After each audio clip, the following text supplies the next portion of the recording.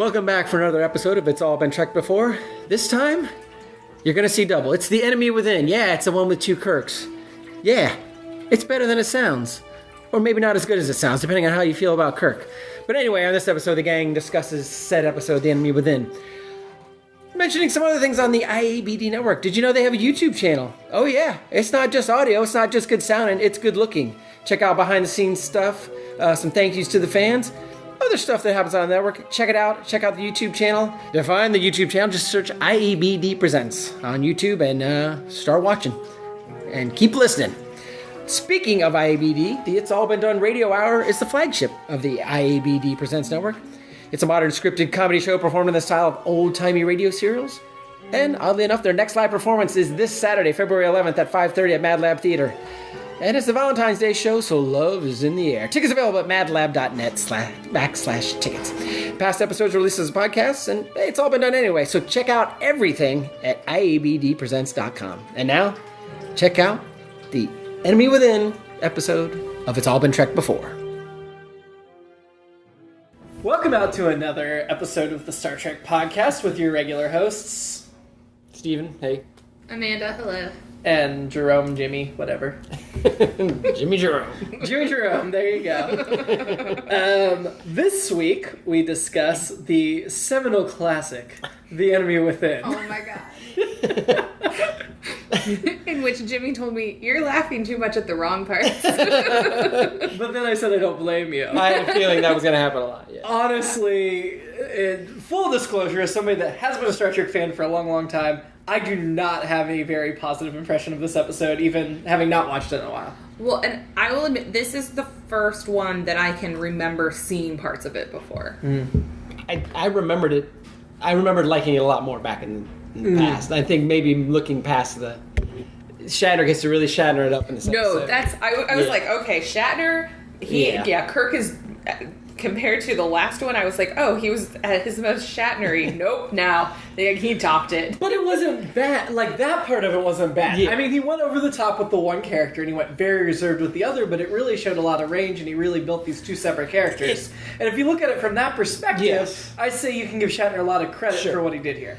Yeah, but he was really hamming it up. Oh, absolutely. Evil Kirk, and had extra eyeliner as Evil Kirk. I noted that too. They had the eyeliner budget for this must have been extraordinary. Well, that last shot when they're on the bridge and they kept going to Evil Kirk with the heavy makeup, foundation and everything, was just ridiculous. But no, I mean, it's over the top, but I kind of feel like that character kind of should be over the top. Well, and they were trying to define that so much, and that the Evil Kirk is so like Cro-Magnon almost for a while, and then all of a sudden he gets it together. But okay. But you just said he's caked on with makeup, Evil Kirk, and like the eyeliner. But in that last shot of Evil Kirk where he goes, I want to live, the scratch is on the wrong side of his face. I didn't notice. Yes. I didn't notice. There were a couple continuity errors with him. That and when he first gets off of the transporter and...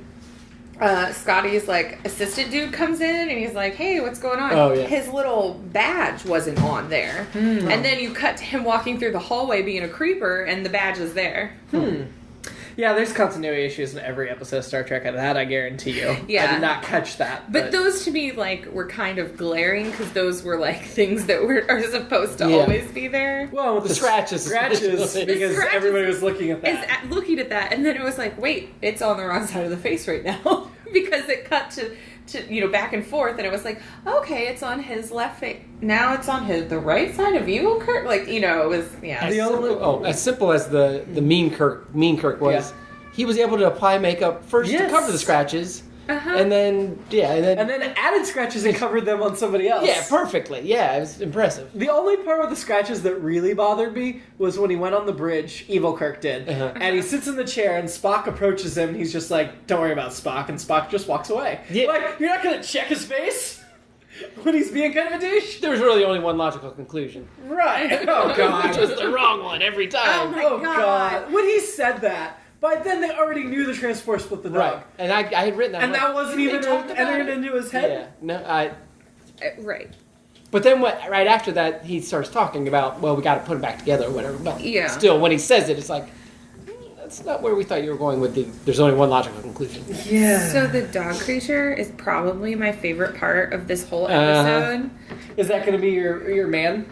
Oh my god, I don't know. It could be. Well, that would be hard to knock out of first Oh my place. god, It was is related amazing. to my alternative episode for this. I have Is an it? alternative episode for this, Oh, do you? Okay. but not related to that, so it'll be interesting. Oh my god, because that dog, I mean, that's you start with Sulu just holding the dog in costume, and I literally wrote, dog in costume, exclamation point. I was so excited because I now want our dog Max to Be that for Halloween?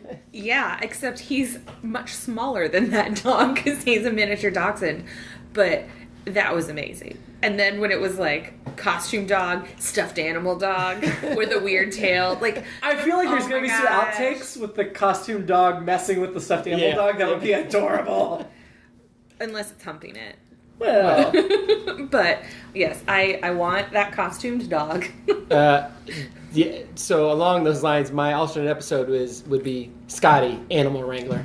Yeah, like, I just reach in there, I just grab him by the scruff of the neck. It's like, okay, so in my mind, whenever they find any animal on the Enterprise, they're like, Scotty, we got a raccoon down here. He's always going for the Yeah, scruff of the he's neck. always go like, for the scruff. hi, I mean, I like that. follow the, take care of the engine room. I got to take care of another animal.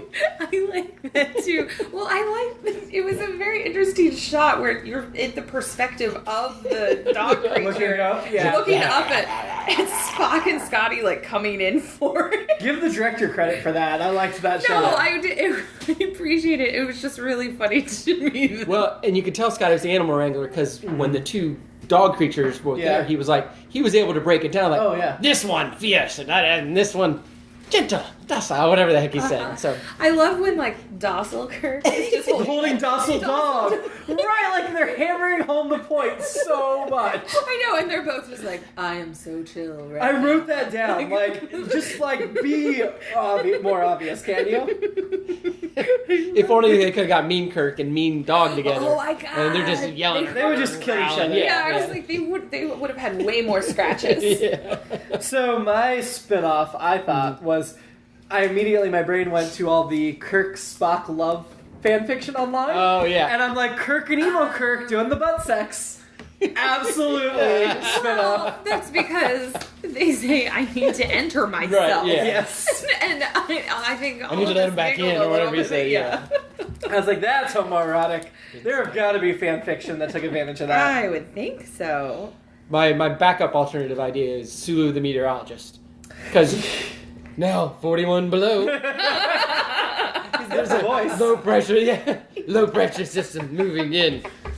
You know what? He has a million hobbies, so maybe that's one of them. Botanist, meteorologist, No, see, fencer. I was going to complain about that in the last Yeah. episode. He's a botanist and a fencer and whatever, because it was very obvious when the crewman was like, you were trying to get me into botany last week, like that it was a thing, but then I'm like, no, he's going to be a captain. A captain has to be Know versed in everything, Fair enough. and a wide range of things, and so that to me was like, okay, that's where Sulu's going, I get it, I'm not going to complain about it. Oh, from the last episode? Previous episode, yeah. episode. But meteorologist is what he's doing this week. Yeah. We'll be back with the look at the weekend. I think we should start a new segment where we talk about whatever Sulu's doing this week. Well, yeah, and then when he's frozen and he had like the frozen eyelashes that were like so perfectly Ridiculous. separated. And how many times did they need us to know that it was going to be negative 120 degrees? Okay, so we've looked at each other continuity-wise on this one, where they're like, well, the transporter's not working. We can't beam them up, and we Right. can't beam down heaters because they won't work. And I'm like, Yeah. okay, but can you beam down blankets? Because those will work. Right. Can you beam down shelter pieces they can put Right. together? Can you send a shuttle to go pick them up? Yeah. Okay, my the thought was, shuttlecraft is working, why right? couldn't they send a shuttle? Yeah, like, no. I didn't Yeah. understand. They didn't have the budget. that. Yeah, they didn't want to show it. Yeah. Oh, okay. And, okay, so failing all of those, which they all should have been possibilities, but failing all of that, they're supposed to be doing survival training per Spock, and they're all freezing to death. Why aren't they all naked huddled under one blanket? Because it was made of parachute material, like the thing It you was play so with thin. in kindergarten. And I thought it was all one when they were all huddled together Yeah. at first. And I Right. was like, hey, they're in a parachute. But then they were so thin. They It was, like, but they This were all is- huddled together at first, and then they all separated. And they're like, no, Oh, it's yeah, cold. that's right. You get naked, you get under the blankets together. I'm sorry, in that instance, No, as a Starfleet professional, they would have been naked that together. is survival. Exactly. Yes. And I guess their phasers ran out eventually. Which is another fan fiction story. Yeah, but The phasers, the equipment was starting to break down because they Oh, said that's one was right. already gone. because of the cold. The communicator, yeah, that makes Those sense. things got to be made to work at minus 120 degrees. You would. They're only rated to 115 Is that what minus. it is? Okay. Yeah, it's in the official start. No, Yeah. just kidding. Like, really, Tim? no, yeah. Because the first one was out at negative 20. But I could see negative 120 being an issue for the equipment, Sure. depending on Yeah. how well it's cased. But I feel like, okay, It is the future. in the future, wouldn't you have done some sort of training in severe cold already? Because you're going to Yes, be in because they space? mentioned Spock. Well, you can't survive in space. There's no training to prepare you for that. But they mentioned Spock's survival training, so there was survival Yeah. training. Right, but I'm just thinking negative 120 degrees. Yeah. I mean, that's Antarctica. Or northern Canada. I just, to me, I'm like, okay, that's not out of the realm of possibility even on Earth. Sure. But they should have had But- coats and things, which they didn't because of this mission. Now, okay, so I mentioned Spock's survival training. Is Spock in charge of everything? Is like the transporter at the end? Why isn't Scotty helping? It's all Right. Spock? Yeah, it's That's just what I Spock wrote. and Bones. It's like nobody else needs to know about. Okay, so they say you need to be perfect in the eyes of the crew, which is bullshit anyway, because Right. a Yeah, number of that episodes was disprove that. weird. So you can only tell Kirk and McCoy. You can't explain to Rand what went on, even though she was freaking assaulted. Yeah. And then Scotty, who has to have known because he knows the dog splitting, is helping repair the transporter, isn't even allowed to be in the room when Kirk's Yeah, transported. it's just weird. No, that with dramatic pauses in between for no reason.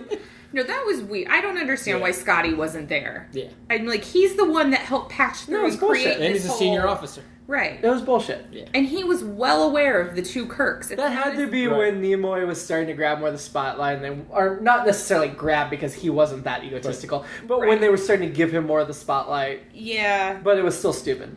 Along the lines of missing cast members, where was Uhura? There was just some white dude sitting in her But- seat on the Yeah. bridge. We talked about that, like her and Sulu and Scotty are like kind of main characters. I know. I'm just saying. I'm This just saying. episode demonstrated. This episode, she was not there. And what happened to the crew crew member who saw Kirk assault Rand? Disappeared. Fisher. Yeah, Fisher. Fisher. He shows up and is like, it did happen, and then he's gone. Yeah. And I was so excited when he showed up and confronted Kirk because I'm Yeah. like, how many people would have the balls? Yeah. Well, that whole True. thing was such a classic, rape victim scenario. That Oh was god, that was crazy. disturbing. And It was in a- disturbing. In a like I don't know if they knew they were demonstrating that classic scenario I don't think so. where the guy's like, I don't think yet. well, that wasn't me. I mean, that's not the way it was classically that Right. it was literally that's not the way I am. I would never do I would that. never do that. Yeah. I think this was pre that. And asking Well, her this and is- asking her like, are you sure? The captain. Yeah, but at the same time, like, okay, so that whole sequence made me super uncomfortable, and I Yeah. was like, Sure, oh, absolutely. fake Kirk, because it was before. And it's three men asking a woman. Right. And Kirk should not have been part of that interrogation. No. That you don't Yeah. bring in the assaulter Yeah. to question the victim. Yeah. No. Absolutely not. Yeah. And especially, like, well, I thought, okay, so Rand yells out when Fisher walks by, like, get Spock, go Yeah. get Spock. Yeah. Okay. So, yeah, why is Kirk there? Like, I understand why Spock would Right. go to investigate and ask Right. Kirk, but then why bring Kirk in to interrogate Yeah. this woman who's just been traumatized? Who was the third? Was Bones the other one? Yes. Yeah. Because then Fisher Yeah. comes in with the bloodied face. Oh, that's right. Which Fisher was great. Yeah. I liked Fisher. And then No, I like The only thing I had a problem with him is when he goes, geological technician Fisher, one to beam up. Like, do you need to give your whole job title to beam up? Like, I don't think anybody else does that. You're right. They could Well, say a rank, but you're... There might be another Title? Fisher on the is expedition. this- We don't know. Can you just say technician That's a Fisher? fair point. His cousin is on Lieutenant the... Fisher? Ensign Fisher? But what if there's two Lieutenant Fishers? There could be two Fishers. That's That's a pretty That's common okay. name. possibility. But there's only 6 people down there. So? Okay. By the way, I don't think we lost any crew members this episode. No, and I really thought Fisher was going to die. As soon as he cut his hand, I was like, oh, shit, he's dead. No. But you were still thinking the last episode of the disease. I did too for a second. I was like, oh, he's got a disease now. No, he's on his right hand. I was afraid. I was like, something's going to get on board because we've had several episodes of something getting on board. And we're only on episode 6. Yeah. So, it technically was, the enemy within getting on board, but it was different. I did like Rand fought back this time. She did. Yes. She didn't. And she screamed for somebody, but she screamed the after she fourth episode in a row where she's being assaulted. Yep. I know. I wrote that too. Or said that. Yeah. I know. No, you looked at me and you were like, fourth? I'm like, how often is Rand assaulted on the Enterprise? She was also the only woman in this episode. Huh. Other than maybe like an extra in the background. She is the only woman that spoke in this episode. She is the only woman that spoke in this episode. Which definitely means that our women in the rankings stay in place. That's right. Yeah. I at least have Fisher and the dog to choose from. You do. You do. And those are both strong choices. That was a very well-behaved dog. It was very well-trained. Only the calm one. Well, yeah. Well, the other one was well-trained, too. To be fierce. Yes. Give me fierce. I know, it's teeth. It's little teeth. Are there ever any doors locked on this damn ship? No. Unless Riley's in the engine room, nobody locks the door. Except McCoy's Suri and Brandy, which apparently only he can push the button to open. Because Kirk's like, give me Suri and Brandy, and it's right there. Well, no, and that answers my question. No, clearly alcohol's fine on the Enterprise. Yeah. That was the other thing. That was like the second episode in a row where alcohol makes you evil. Oh, you're right. That's true. It's weird. I don't know. Or if you're evil, you want alcohol. Right. Yeah. It was evils of Bad alcohol. People. Yes. Huh. Which is kind of silly. Well, there are people who have alcoholism issues. Sure. Yeah. Because that also, I feel like, fuels evil Kirk and his rapiness and sexual harassment. So when did evil Kirk explain to Rand what happened? Because at the end she's like, oh, he explained it to me. I'm good. You're an imposter. In the hallway. In the hallway. But he didn't really explain it. He's like, I'm going to come by later and tell you all about it. Well, no, he did. He said, I was split into two personalities, and the animalistic one is the one that came after you. Right. So I was still I think that's kind of the explanation. Although what followed that with Spock going, he had some interesting qualities was what the hell was that? So wrong. What the Oh my god. Like, I can't tell if he was flirting or taunting her, like, haha, you were raped by this man. Don't you think he's hot? That's why I wrote separately, like, sexual harassment, because there were several times where it was just, like, really awkward, including at the end, where, Rand and Kirk have their moment, and then she turns to Spock, and he's, like, teasing her. And there was, like, weird, awkward, like, burr, burr, burr, burr, like, music to talk about highlight the awkwardness of this whole situation. And I feel like it was their way to be like, haha, it's a joke. I'm like, no, rape is never a joke. Nobody was hurt here. Well, and Spock and McCoy were both so forgiving of the whole thing. Like, Spock with that thing, and then McCoy going, well, your strength of command lies mostly in him. Mostly? No, it doesn't. Oh. No, it doesn't. At best, it's a balance between the two. McCoy was like, yeah, no, he's fine. That's where you need him. He's good for you. And Spock's like, yeah, Rand, he's hot. And I'm like, no. Yeah. I mean, that's essentially what he was saying. Yeah. Well, yeah. I mean, they were Aren't you glad there's part of him that wants you? He was the... It's his penis. They should have just made Kirk and then a giant penis with a toupee, just like Kirk. Yeah. We haven't talked about that. His toupee in the series is top notch. Yeah. It's a toupee? Yeah, he was balding from an early age. Oh, okay. So... Shatner went bald real young. There's a lot of great... this episode might have made the most stunt Kirks. Because they couldn't do that technology yet. They didn't have it. So unconvincing. Yeah, it was... Different colored hair. There was one guy that had gray... Where the transporter scene. So he had to hold him with it, Yeah. I thought it was interesting that they finally got in the same shirt, because that way when they meshed them back together, they'd both be wearing the... And I did look, they had the scratch at the end. They both had the scratches. But I was wondering, when that happened, I was like, okay, they're in the same shirt, but what if they hadn't been in the same shirt? They could have had a new color shirt. Yeah, It would have been kind of a muddy brown, but the whole molecule scrambling, the idea that split would happen is... Well, that's not how the transporter works. Yeah.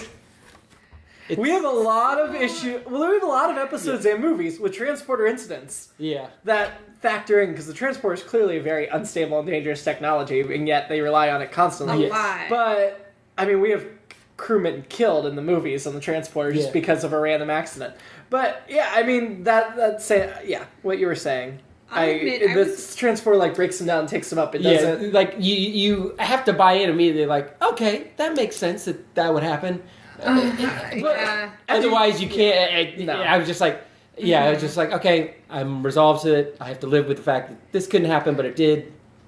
Okay, so when the two Kirks arrive, and good Kirk is like, hey, Scotty, don't leave this it's just unattended. a couple of seconds. Right, I'm like, how does he know that this shouldn't be unattended? Because just generally speaking. 2 seconds later... So transporter room can't be left unattended, but engineering absolutely can. Sure. Because we were talking before that Riley just kicked him out and took over in the last episode. This episode, they go down there because there's nobody in the engine room. And I'm like, nobody's working. And the engine room was not that big. There was a wall behind those things. They can't go through that into a new part. And I was like, what the hell's that? It's Kirk and Spock, good Kirk and Spock looking for mean Kirk. Sure. Spock and good Kirk who conveniently has separate colored shirts to make it easy on us. And then that was for the audience. That was Kirk and mean Kirk find each other and then go through this whole conversation. Maybe the engine room is pretty big because somehow Spock doesn't hear any of this. He doesn't get over there until the last they went possible between the second. thing, and all of a sudden there was this whole new area we'd never seen, which I didn't buy because there was clearly a wall there before. But nobody's in the whole complex. Yeah. There's not an engineer anywhere in sight. Yeah. Where they have an engineering full departmental meeting somewhere at that time. And if they know there's nobody there, then It was the Tuesday meeting. I'm ahead of it, but why the not Tuesday meeting. Get the old tricorder out and be like, oh, okay, there's a life form in here. Yes. Yeah. But God forbid you leave the transporter room unattended for half a second. Let's be reasonable. Well, no, because that's when... That's way more important than the engine. Yeah. I was happy to see the return of the tunic, though. And of course, you noticed the casual tunic was nice Kirk, and the serious work shirt was mean Kirk. And I think this was the first episode he wears the wraparound and doesn't wear a shirt. Underneath? Well, he didn't have a shirt on. The nice Kirk, when he's stretching and after he gets back, he doesn't have the shirt on. Then he puts the wraparound on. I know it was because we had to distinguish between the two eventually. But so I think this is the first one where this may destroy our entire shirt off or wrap around, one or the other. I see what you're saying. Yeah, because he did have the shirt off when he was trying to teach Charlie, but he didn't. But that was he didn't wear the wraparound. I thought he wore it in one scene there. Maybe he did. But maybe the theory's entirely debunked. Well, and my theory of the Captain's Log supplemental is completely gone. Yeah. He didn't get his shirt torn in this one. No, he just that's why he had the off and wraparound. Yeah. So supplemental is... You can't just assume that supplemental is filling us in on what we don't know. They're just going to do regular Captain's Logs, which I guess Captain's Logs should occur at the end, telling about what happened. Yeah, I guess that's true. It just feels like a convenient narrative device that isn't necessary. Yeah, but don't they do that later on? Make it more relevant? Well, I'm thinking... Next Generation wise, I thought a lot of times, the Captain's Log is technically, his wrap-up, and he's telling the story, and we're seeing the story as he's telling it, kind of. I think you're thinking of Universe Journey.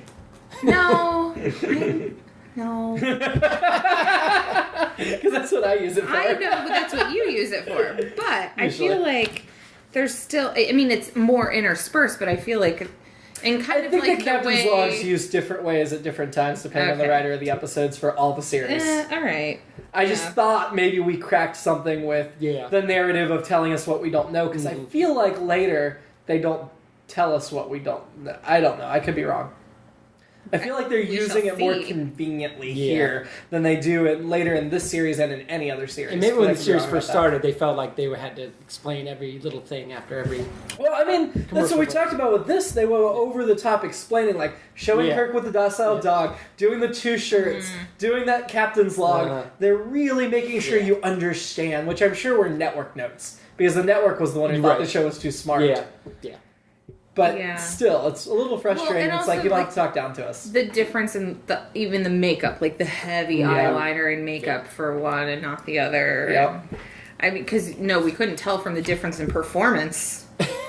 Well, and that didn't tell us at all. Kirk, when he got scratched, just happened to have makeup in his quarters he could use to cover up the scratches. I was going to ask, was he in his quarters or Rand's quarters? I thought he was in his. I thought he was too, but then I was confused. And sickbay must have makeup too, by the way. Well, yeah. Yeah, that kind of confused me. I buy it a little more in sickbay than in Kirk's quarters. Makeup is part of Spock's survival. Okay. Everyone has to have a little bit of... We're done. There you go. Hey, it would fit in with like the whole idea of the Hunger Games and having to make up to camouflage. Sure. So there you go. Yeah. You never know. Back to the wraparound. Did he have an extra little sash at the end? Yes. On him, a little golden sash. So... Almost like the Mirror Universe sash. Yeah. Okay, so because I was looking, I noticed that multiple times. Let's go into our fashion segment that we have to do every episode. With Amanda. Actually, I think I usually put I wish we should have some music behind that. Fashion. We do. We need to have a dedicated fashion segment. So, at first... The first time I noticed it, it was a shot of him behind, and I was like, does he have some sort of, like, weird, like, corset on or something? Like, I didn't think he'd started gaining weight yet. But then... it's mid-season, so yeah. So, what I saw is it's where it was like a weird gun holster, because that's where his phaser was. And so he had this, like, holster on, and he still had it on when they went back in to like beam out and beam back and become whole. When whole Kirk came back, the holster was gone. That was not necessary for when you combine that. I don't know. It was just. I mean, that's another continuity thing. Well, actually, because it really, after they left, the evil holster appeared by itself. Oh, okay. And it was on. So it was a deleted scene. It's loose on the Enterprise. It's attacking Janice Rand right now. I kept trying to. Poor Janice. She's in her bedroom going, "Why is this no wonder. I know they don't explain why she leaves the series, but it's probably because she gets sexually assaulted so often. She's just like, I quit Starfleet, I'm out. Actually, what you missed was Mean Kirk stopped by Yeoman Smith's. He went by her thing. She's Smith like, Jones. "Hey, do you want to come in?" He's like, "No." Just went right to Rand's. You can do whatever you want. No, not interested. I don't even do butt stuff. Oh man. Poor Yeoman Smith. Aww. Well, yeah, you mentioned Kirk gaining weight. It happened every season by mid-season. So he'd lose weight and then there's summer hiatus. And the fall, he's always trim. Yeah. And then over the season, he gets bigger and bigger. Gains weight. Okay. What was up with Bones being so willing to let Sulu and the others die in place of Kirk being able to live? Yeah, I get why Spock was fine, because he's like, the needs of the many outweigh the needs of the few. Sure. But Bones was bizarre. But Spock was the one that was actually arguing to save them. He was like, aren't you forgetting something? Sulu in the away party. Yeah, but Spock was the needs of the many, so Kirk isn't as important as the four people down on the planet. All right, I see what you're saying. But still, But McCoy is more the emotional, you're my friend, you're right in front of me, I need to save you. But it just seemed a little who gives a damn about the rest of the crew? I don't know. That's like most of the episodes. Yeah. Seems a little harsh to me. It's Kirk and Spock and everyone else. Well, Kirk, Spock, McCoy, and everyone else. But McCoy sometimes. McCoy starting in season 2. Although, he's strong here. And something that really struck me in this episode is when McCoy told Spock first what was going on. And then Spock believed... I think it was the scene where something had happened and McCoy called Spock and filled him in. Oh, it was when Bad Kirk demanded the brandy. Right. And so McCoy told Spock.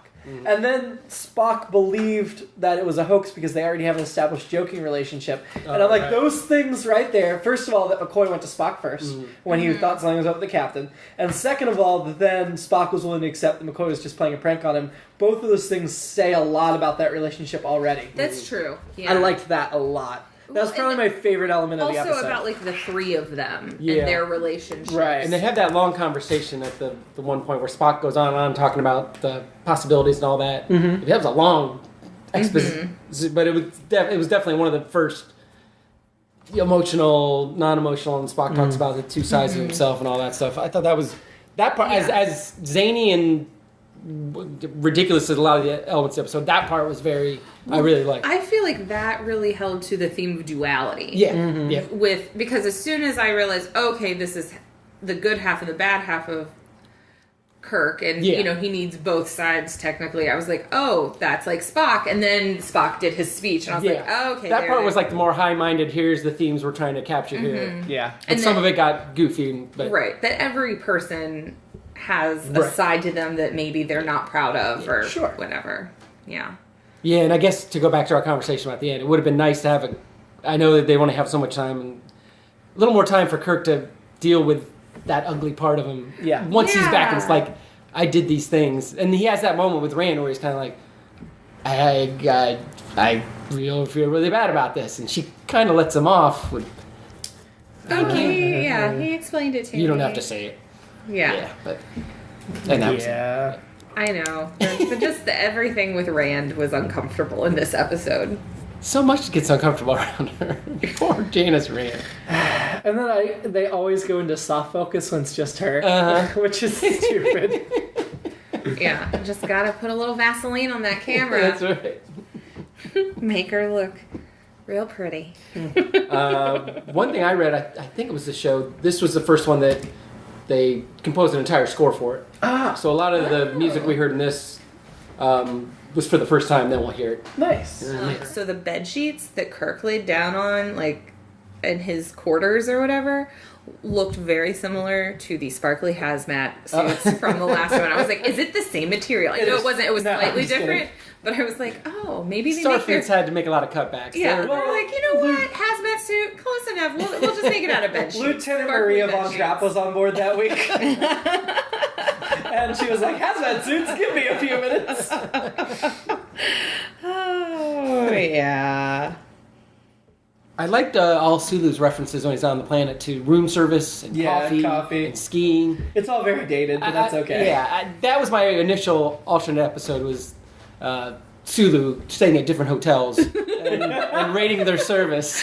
A different planet, Just a show of him doing TripAdvisor reviews. The Rigel for Hilton gets 2 stars. And then Kirk comes in and goes, Priceline.com.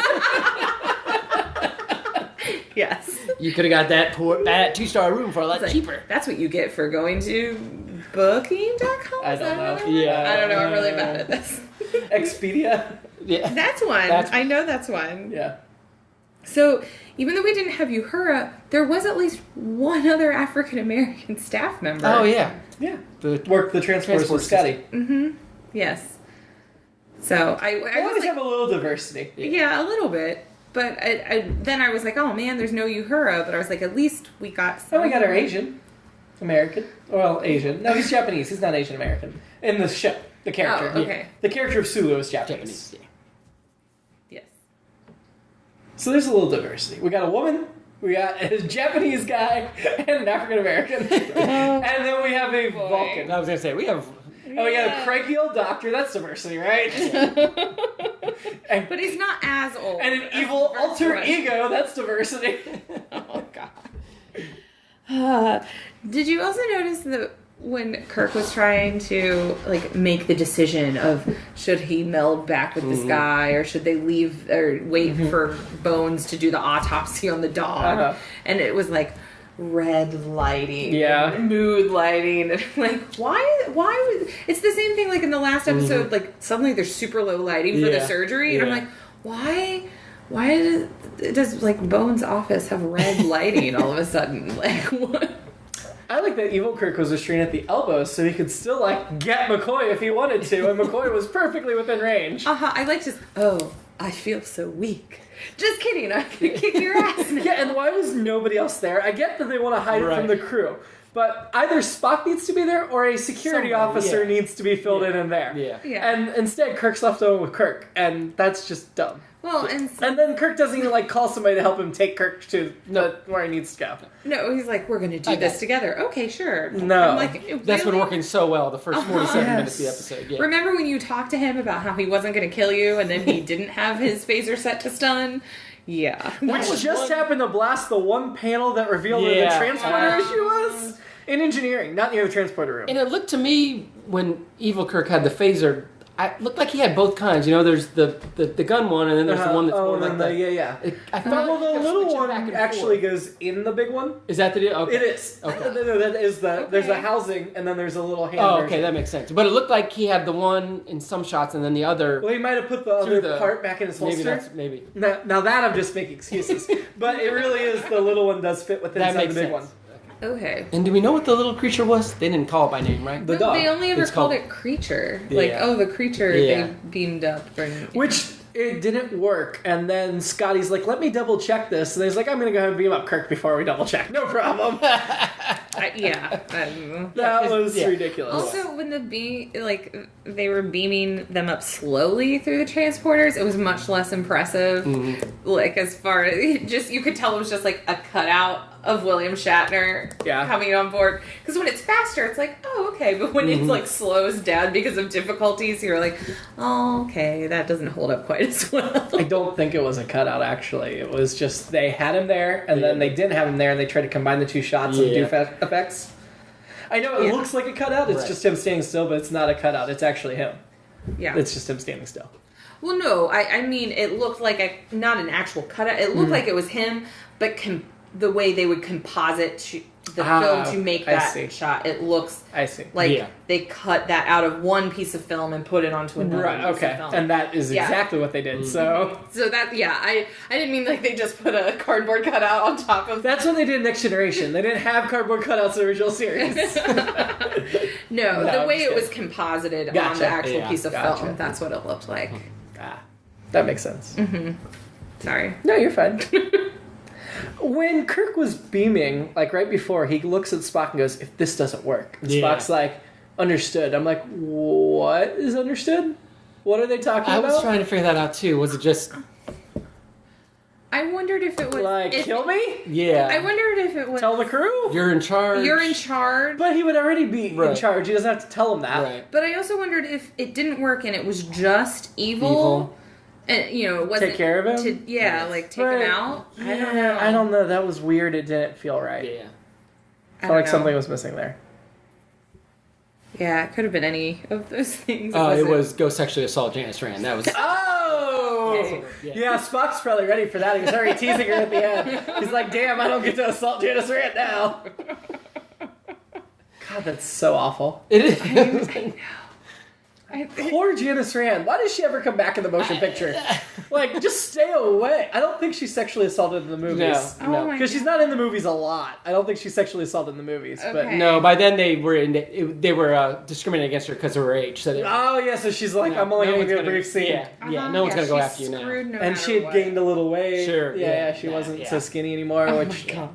We've got a bald... All the characters gained weight, but, Kirk, you can't do anything about. We've got a bald Miss World candidate that everyone's going to see naked. So you just stay in the background, Janice. We'll talk about that later. We'll talk about Lieutenant Ilea at a later date. Rest in peace, versus Combine. It's true. Yeah. I forgot to talk about Bad Kirk's acquired taste for blood. He punches Fisher and then starts sucking the blood off his knuckles. Well, Bad Kirk was so such a growling thing. Yeah. I just figured, I guess if that bad part of you is really that disgusting and vile, and it made me think of when Stewie clones himself, and he just does a bad job, and how's he going? And that's the Stewie clone. I was like, that's pretty much what happened here, it feels like. Because he's bad clone. Because good Kirk can talk and do everything, and bad Kirk's like, and then he finally gets it together. Of yelling. Like when he wakes up in the sick bay, and he's just screaming. So was Shatner like, I didn't get to do enough screaming in the naked time. We need to do a whole episode with my alter ego. Everybody else gets a scene. I get the whole episode. And I love at the end that it took somehow a good minute and a half for them to figure out which one was the actual.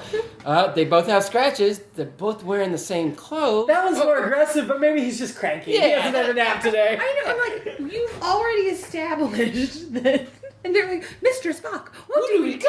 Yeah. Well, the rest of the bridge crew didn't know because Kirk, Spock, and McCoy kept a secret from them. So I guess everybody else should have just been crapping their pants. Like, what the? Well, exactly. Three Kirks. We should have seen that from the helmsman. No, but Kirk Or sent out does a he have twin message brothers? to the crew. Oh, there's an saying imposter. that there's that's an true. imposter that That's looks true. like me, and this is what you're looking Okay. for. Yeah, that's true. Because Yeah, you're right. that's when They evil just Kirk didn't goes, tell him that it was split. I am Kirk. I am Kirk. They just didn't tell him it was split. Yeah, that's true. Yeah. The other thing, the last note I have is at the end when they beam up the frostbitten men, and McCoy's just standing next to Kirk. They're frostbitten, but they'll make a recovery. And I'm like, are you the doctor? Should you not be working on that? That was my thought. I was like, he didn't examine it all. He's just like, exposure, frostbite, should be fine. Just send him down to chapel. She'll take care of it. No, If she's not being sexually assaulted right now because she's a female crew member. well, especially because you would think they'd be like, Sulu, are you okay? Since Kirk's been so worried about it the whole time. Well, Sulu and the rest. That's what they got. Like Sulu and the rest of the team. Well, wait, when Sulu... Sulu, Fisher, and whoever the other two were. Fisher wasn't part of that. He was back up. The other Fisher. The other Fisher. Oh, yeah. Yeah, the other alternate Fisher. So another spin-off series, The Two Fishers.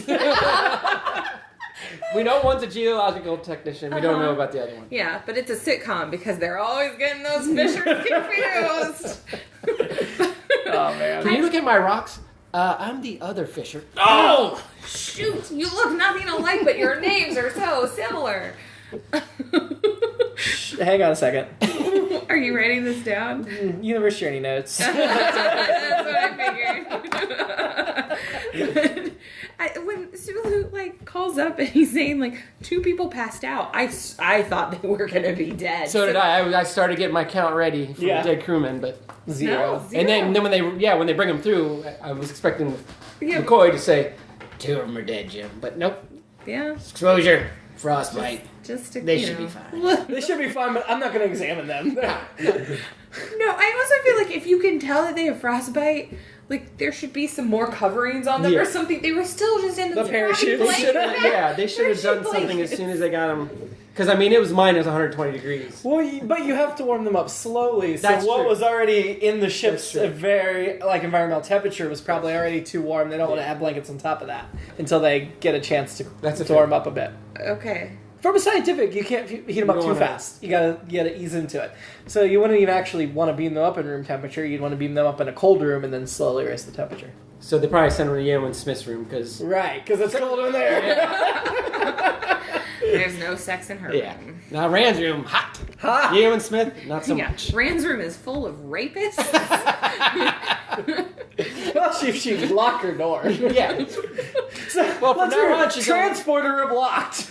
Engineering, nope. Rand's quarters, nope. The only place there's security on the Enterprise is the transporter room.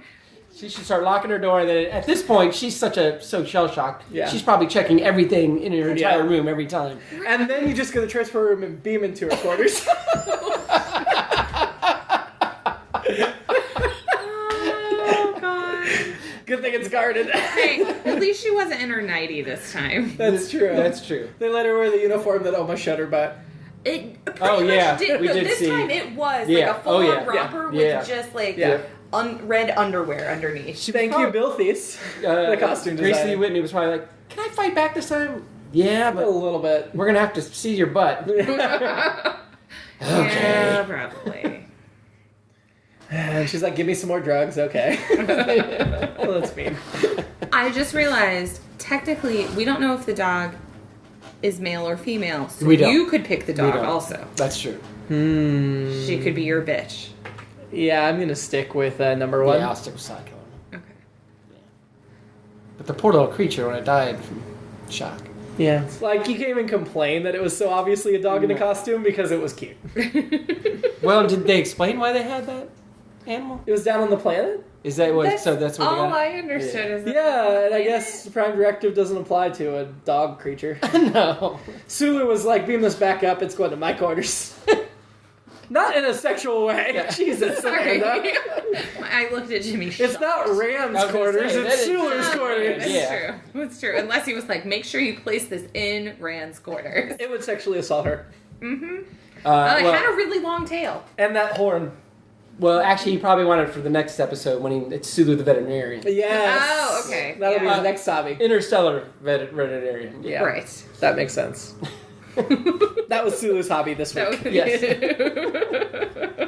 He and Scotty. Scotty will be the animal yeah, he's the wrangler, wrangler. and Sulu can be Well, the... Sulu always gets somebody to help him out with his hobby, apparently. So Scotty was like, "Sure, why not? Okay. I've been without a woman. I'll take a dog." Not sexually. I meant companionship. There Never you mind. Yeah, Never mind. that one doesn't fly quite as well. That's what I meant.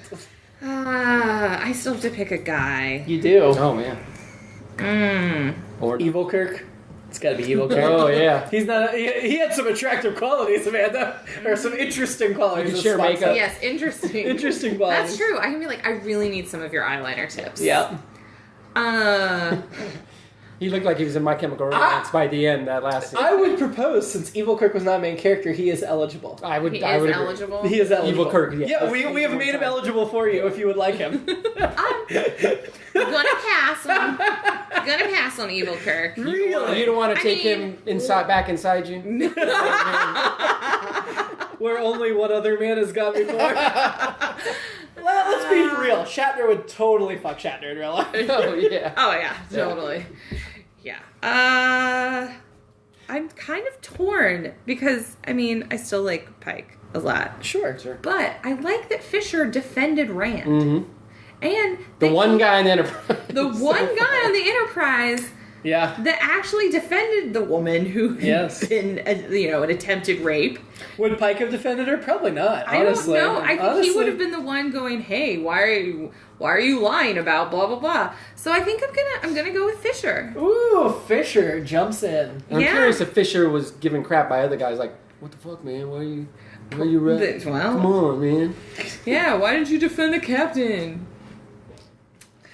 Fisher actually gets fired after this episode That's a- because of that. Probably they'll be like, "Oh, You always defend the captain. that was you're a Hose traitor before now. hose." That was not being a whistleblower. You're a traitor." Yeah, that's right.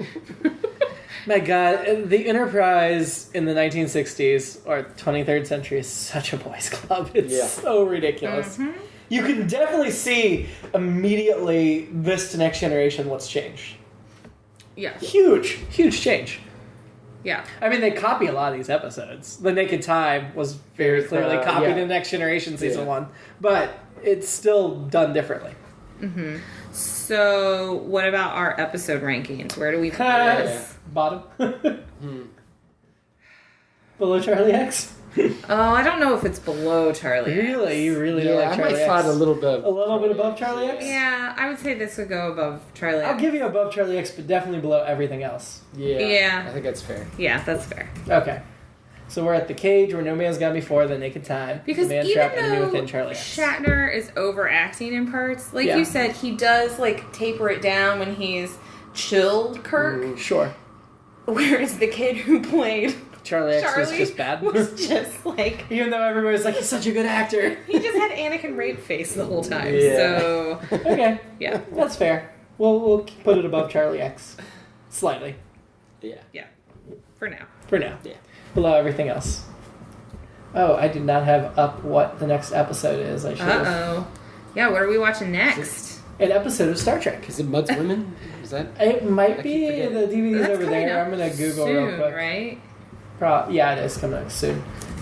I know Amanda's really looking forward to that one. Oh boy, I think you're really looking forward to me getting angry at that one. The entire talk's gonna be the feminist talk on that one. Oh, yeah. I don't think... Mud's a fun character. And I don't think Rand even gets sexually assaulted in that one. Oh, hey. Oh boy. I mean, hey, we're on a roll. It's been 4 in a row now. We got to see what happens next. Okay, we were saying 4 in a row. Is that true? Is it really 4 in a row? It's definitely the These man guys trap, coming after the enemy within, Oh, yeah. Charlie X, and that's 3 in a row. What was the one before that? It was the one Naked Time was the guy in the corridor, right? yeah, Naked Time was the guy in the corridor singing at her and like not letting her go, and she asked Spock for help. Was she assaulted in the man trap?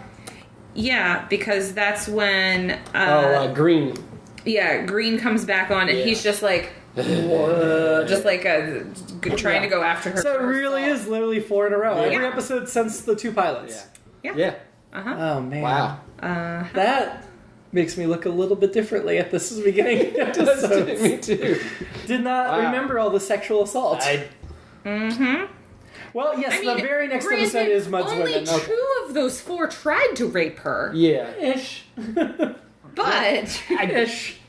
They probably thought they were driving the message home that Rand was so desirable, every man went for her.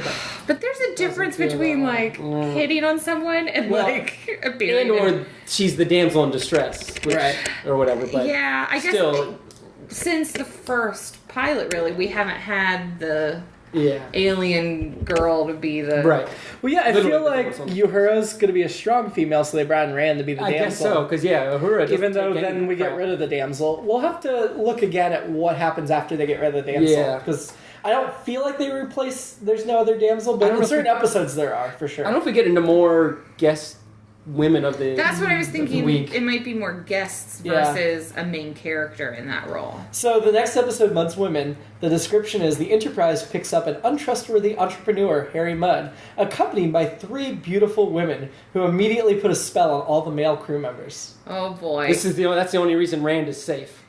And then we followed up with What Are Little Girls Made Of is the next episode after that. Which is a heavy Christine Chapel episode. Oh, yeah, that's right. Yeah. Is her hair different by then?